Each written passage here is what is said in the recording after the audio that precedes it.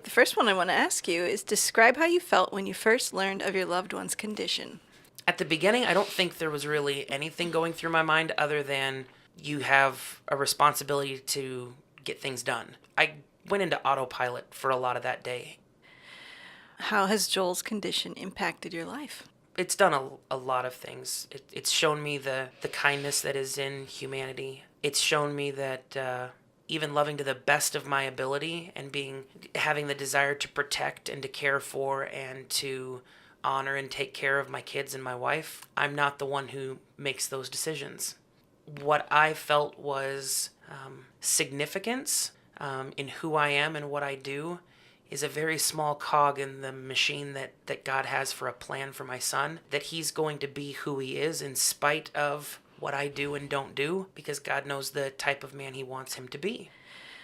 Oh boy, what have you learned about Joel from this experience? I don't know that I learned anything that I didn't already know about him, but there was a lot of definition that was added to the fuzziness of getting to know your child. Joel, at the beginning, had zero empathy. He was the kid that somebody would get hurt and he would continue to play right next to them. And so we had this boy with no empathy and yet the incredible ability to handle horrible stuff happening to him. You never want to pick a kid to go through cancer, but the doctors totally lucked out on how that played because Joel is our stoic and brave and patient and soft child. He gives a lot of grace when he's miserable, and that's the time when most people struggle. And Nathan, his twin, was the absolute dramatic foil. Nathan would have been a horrible, horrible patient.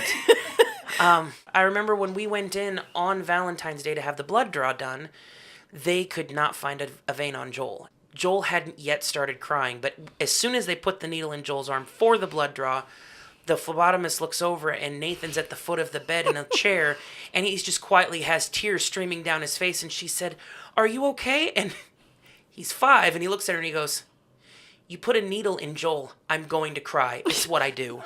And it was like, yep, it was just the way it needed to be. As Joel walked through losing his hair, Nathan wanted his head shaved and shaved his little head with Joel. And when Joel would cry and couldn't talk, Nathan would have him whisper in his ear so that he could be the brave, loud one in the hospital. And all of these little fuzzies that you see of your kid become very clear.